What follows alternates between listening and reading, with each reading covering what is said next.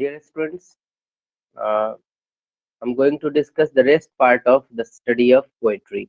In last class, we have discussed the touchstone method for the study of poetry. It has been given by Matthew Arnold. Touchstone method is a comparative method of criticism. According to this method, we can judge a poet's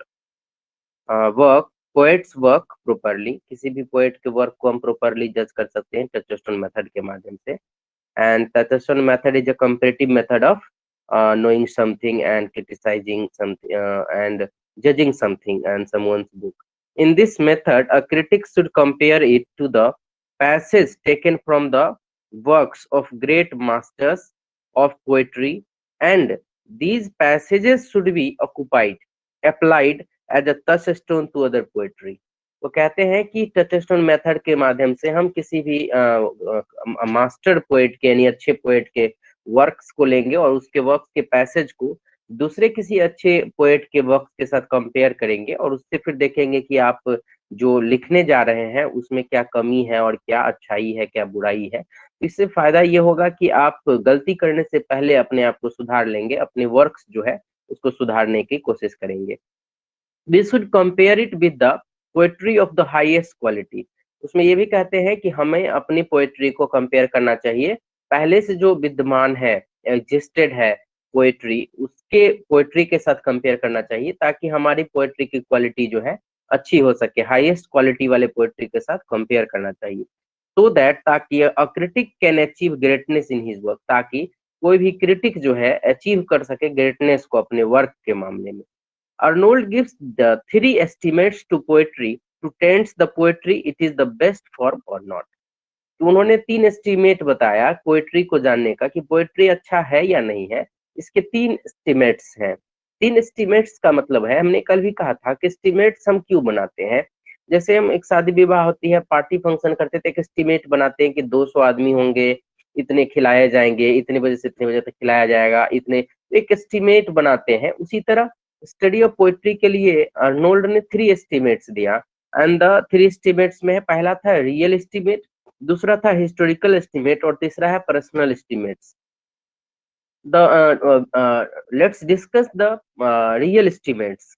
The real estimates is an unbiased viewpoint that is taken into account both in historical context and the continued features faculty to judge the worth of poetry. Actually real estimate का मतलब हो गया कि किसी का भी जो आपने वर्क उठाया, किसी का भी बुक पैसेज उठाया, वर्क उठाया, उसका ओरिजिनलिटी क्या है, उसमें वास्तविकता क्या है, इस पर आप काम कीजिए अनबियास्ड तरीके से. आप किसी के प्रति पक्षपाती नहीं होकर डायरेक्ट अध्ययन कीजिए, स्टडी कीजिए और उसमें देखिए कि अच्छाई क्या है और बुराई क्या है. ये हुआ real estimate. Real estimate means is an unbiased viewpoint that takes into account both the historical context and the creative faculty to judge the worth of poetry. ये जो पोएट्री लिखा गया है जिसको आप पढ़ रहे हैं उसमें क्या क्रिएटिव पॉइंट है. हिस्टोरिकल पॉइंट से आप उसको कंटेक्स्ट में देख सकते हैं कि इससे पहले ऐसा लिखा गया है या नहीं लिखा गया है, उसमें रियलिटी क्या है और उसकी विशेषताएं क्या है.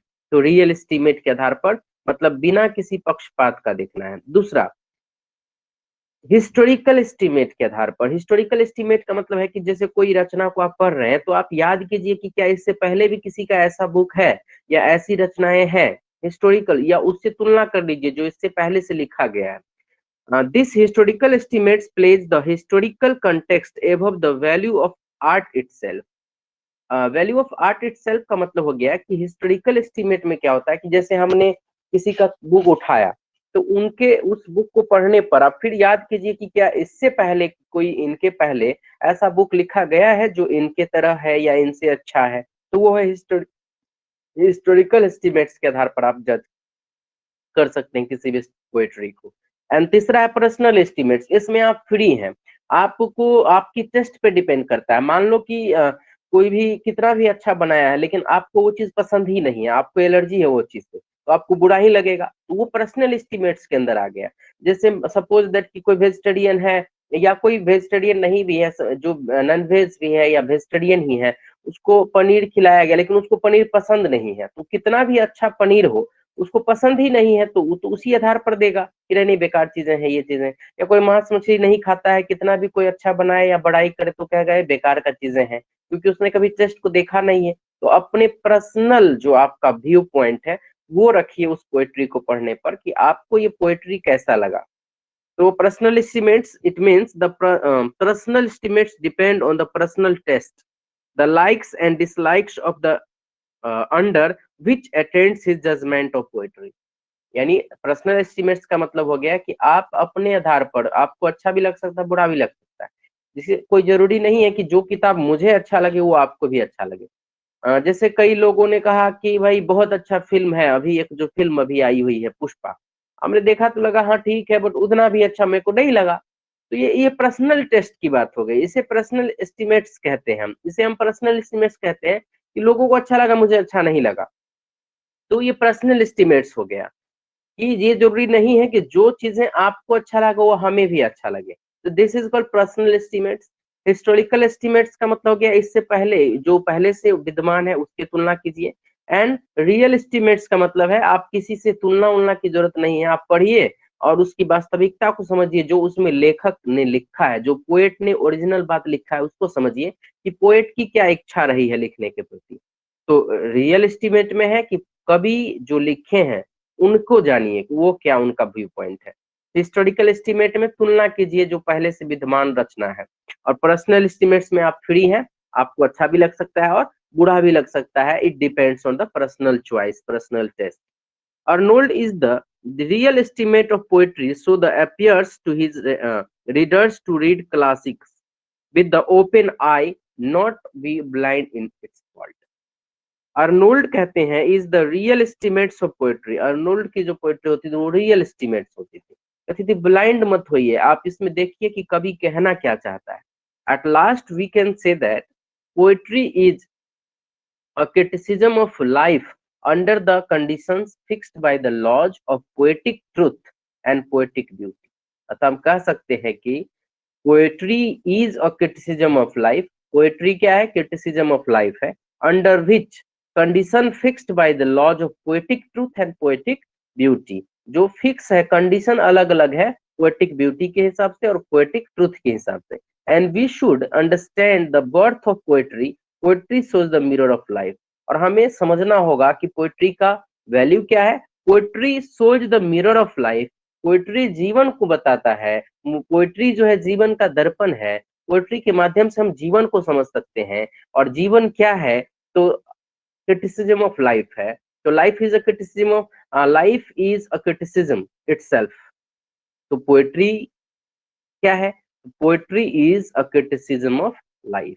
कोई भी पोएट्री लिखा जाता है तो उसमें जीवन के बारे में ही लिखा जाता है, और कोई भी व्यक्ति वस्तु स्थान जीव जंतु कुछ भी है वो डिपेंड करता है अलग अलग पर्सपेक्टिव्स पे, अलग अलग लोगों के अपनी अपनी चॉइस पे, टेस्ट पे। तो ये था rest part of study of poetry का पार्ट 2। ठीक है, पार्ट 2 था, तो इसमें हमने 3 एस्टिमेट कहा। अर्नोल्ड ने कहा कि हम किसी भी स्टडी किसी भी पोएट्री को 3 तरीके से पढ़ सकते हैं। एक रियल एस्टिमेट के आधार पर, यानी कवि के ही जानिए कि कवि उसमें क्या कहना चाहते हैं। दूसरा आप पढ़ सकते हैं हिस्टोरिकल एस्टिमेट्स के आधार पर, यानी कि आप उसको देखिए पढ़िए और फिर उसको याद कीजिए कि क्या इससे पहले भी ऐसा कोई लिखा है, उससे आप तुलना कर सकते हैं। और तीसरा है पर्सनल एस्टिमेट्स, यानी आप खुद से सोचिए ना कि आपको कैसा लगा है, आपको अच्छा लगा तो अच्छा है, बुरा लगा तो बुरा है, ये पर्सनल एस्टिमेट्स हो गया। तो just remember Arnold gives 3 estimates of study poetry, and that is the real estimate, personal estimate and historical estimate। I hope कि आप लोगों को समझ में आ गया होगा। फिर भी कोई प्रॉब्लम हो तो कमेंट में आप लिख सकते हैं। इसके अलावा व्हाट्सएप से भी आप जुड़ सकते हैं। अपना ऑनलाइन ऑफलाइन दोनों बैच चलती है इंग्लिश ऑनर्स के लिए। 8540049588। ये English criticism paper 5 English honours for all के लिए है, तो सभी यूनिवर्सिटी में ऑलमोस्ट ये पढ़ना होता है। तो आप लोगों को कोई भी प्रॉब्लम हो या इसका नोट्स चाहिए होगा पीडीएफ, तो आप व्हाट्सएप से जुड़ सकते हैं 8540049588। Thank you.